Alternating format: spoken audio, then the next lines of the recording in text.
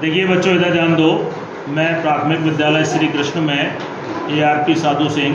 देखिए, गणित किट के अंदर आपको ये नंबर्स दिए हुए हैं, 3 तरीके के दिए हुए हैं।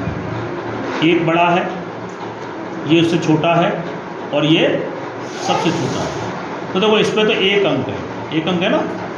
इसमें 2 अंक की संख्या बनी हुई है, इकाई और दहाई। कितना है ये? इकाई और दहाई। संख्या कितनी बन गई? 90। और यहाँ पे क्या है ये आपकी? इकाई, दहाई, सैकड़ा। कौन सी संख्या हो गई? 900। तो देखो, सबसे पहली बात तो इनको पकड़ने का तरीका का, ये जो वक्राकार है ना, कर्व, उधर आपको पकड़ना है इस तरीके से। ठीक है, पकड़ने का तरीका क्या है? आपको वक्राकार तरफ पकड़ना है, और इससे अनेकों संख्याएं हम बना सकते हैं। देखिए, ये अकेली संख्या है, कितनी है ये? 1। ये कितनी है? 5। तो ये इनका अंकित मान है। ये कहीं भी हो 1 ही रहेगी, और ये कहीं भी रहे 5 ही रहेगा। अंकित मान है ना।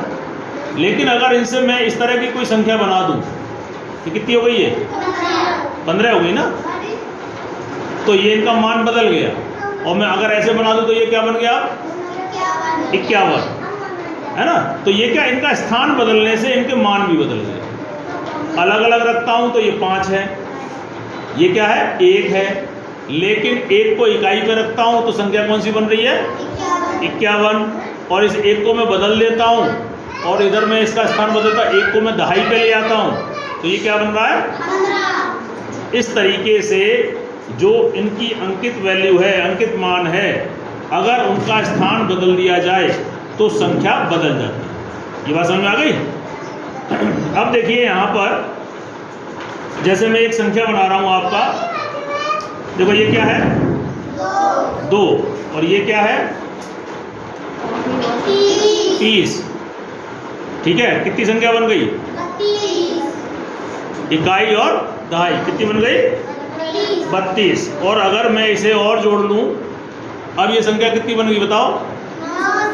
इकाई, दहाई, सैकड़ा कितनी बन गई? 932। बात आपको समझ में आ रही है? तो ये अब संख्या हो गई आपकी 932। अगर मैं इनको अलग अलग कर दूं, इसको अलग कर दूं, 900 है ना, प्लस ये कितना है? 30। 900 और 30, और ये कितना है? 2। अगर मैं इनको जोड़ूंगा, पहले 900 लिख लूँ, फिर इसके नीचे 30 लिखूँ, और फिर नीचे 2, अगर उनको जोड़ता हूँ तो जोड़ कितना आएगा? 932। तो इसी 932 को अगर हम अलग अलग कर दें तो ये हो गया उसका विस्तारित मान, एक्सपांडेड फॉर्म।